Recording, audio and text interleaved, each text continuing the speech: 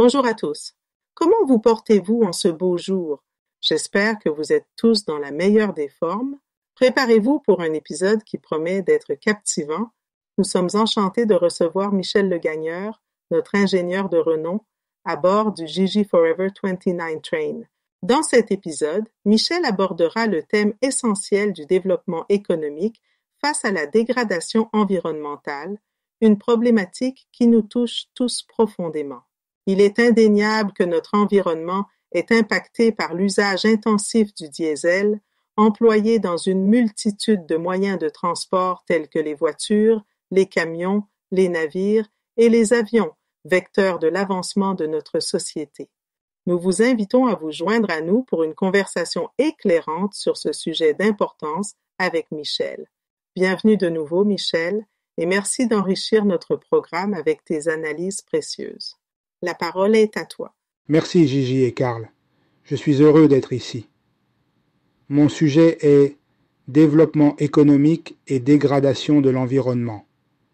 Comme Gigi l'a mentionné, ce sujet nous concerne tous. L'histoire du développement humain est l'histoire de l'expansion inexorable de la connaissance scientifique et technique. Cette connaissance a, au cours des 2 derniers siècles, stimulé plusieurs révolutions industrielles. De l'introduction des moteurs à combustion interne, jusqu'à l'ère atomique et électronique, toute une série d'activités ont été entreprises avec pour but, directement ou indirectement, l'amélioration de la condition humaine. Ces activités ont, à travers les siècles, requis la consommation d'énormes quantités d'énergie fossile, charbon, pétrole, gaz naturel, gasoline, gasoil, etc. Il faut, en effet, du charbon ou du gaz ou du bois pour produire la chaleur et la vapeur d'eau essentielles à la génération d'électricité ou subvenir à certains autres besoins énergétiques quotidiens. Réchauffement, éclairage et climatisation des immeubles et maisons par exemple. Il faut aussi de la gasoline et du gasoil pour les automobiles, les camions, les navires, bateaux et les avions, etc. Il n'y a pas de doute que ces activités n'auraient pas eu lieu sans l'usage massif de cette énergie. Il n'y a aussi aucun doute qu'elles ont énormément contribué au bien-être relatif de l'humanité. Cependant, il devient de plus en plus évident que notre habitat est en train de succomber sous l'assaut brutal et répété des conséquences de l'utilisation de cette énergie. Des expressions telles que changement climatique, réchauffement global, vagues incontrôlables de chaleur ou de froid, déforestation, pluie acide, déplétion de la couche d'ozone atmosphérique, etc. font à présent partie de notre vocabulaire quotidien. Ces expressions font peur parce qu'elles font penser à des situations aux conséquences inconnues.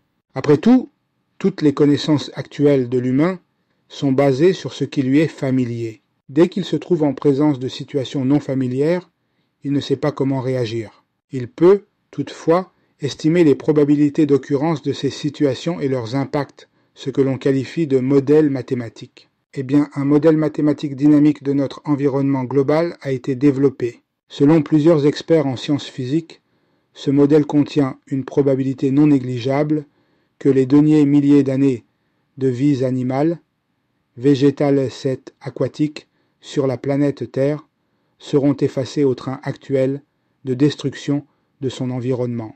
Plusieurs nations et individus ignorent ce cri plutôt alarmant à cause du caractère hypothétique de ce modèle. Ils doivent cependant se rappeler qu'il y a une différence profonde entre une situation à probabilité d'occurrence zéro et une autre avec une probabilité d'occurrence non négligeable. La première ne se produira jamais alors que la seconde peut se produire même dans 1000 ans.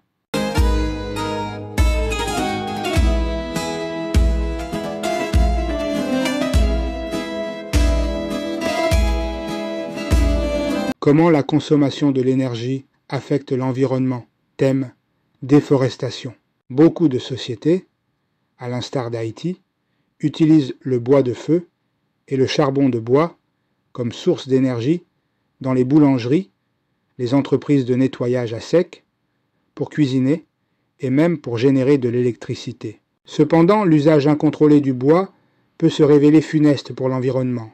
En effet, Haïti constitue un exemple classique de dégradation environnementale causée par l'usage du bois. Selon certains, plus de 10 000 arbres sont abattus chaque jour pour la production de charbon, et cela a sensiblement réduit la couverture forestière du pays, estimée à moins de 3% ou moins de 10 000 km². Ce déboisement a engendré A. Une baisse de la pluviométrie.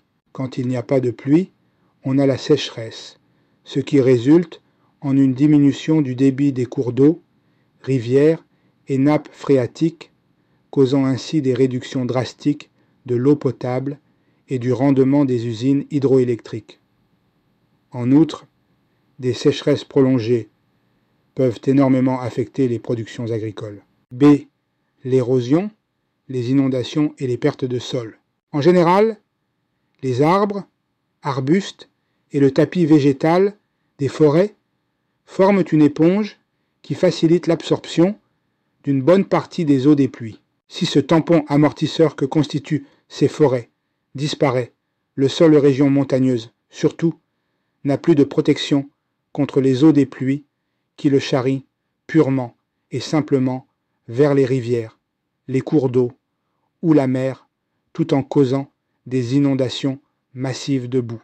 Selon l'agronome Anthony Lespet, plus de 7 millions de tonnes des terres d'Haïti descendent chaque année des montagnes vers la mer. Et cela en 1945. Cette situation a empiré davantage.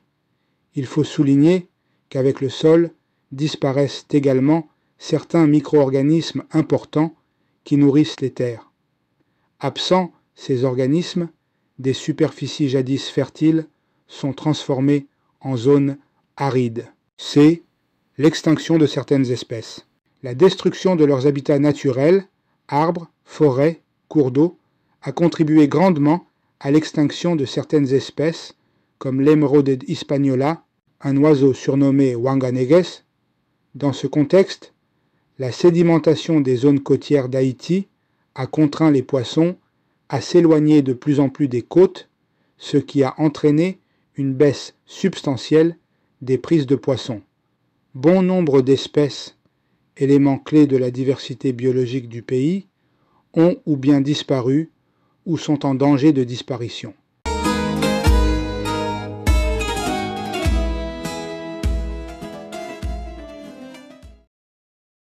Voilà mes amis, nous allons nous arrêter là pour aujourd'hui.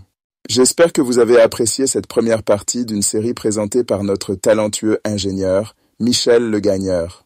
Le titre, Développement économique et dégradation environnementale. Avec tout ce qui se passe concernant le climat, il est impossible de considérer le changement climatique comme un canular. L'ingénieur Michel Le Gagneur a apporté une contribution précieuse à cette discussion, soulignant l'importance de reconnaître la réalité du changement climatique.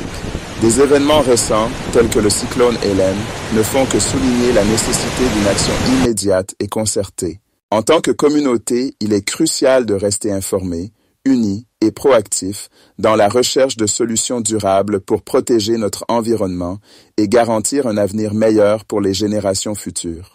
La deuxième partie promet d'approfondir ces discussions essentielles et il est vital que nous continuions à encourager ces dialogues éclairants pour promouvoir un changement positif. Merci de votre attention et de soutenir cette cause importante. Il est essentiel de contribuer activement si nous aspirons à un avenir meilleur tout en préservant la nature.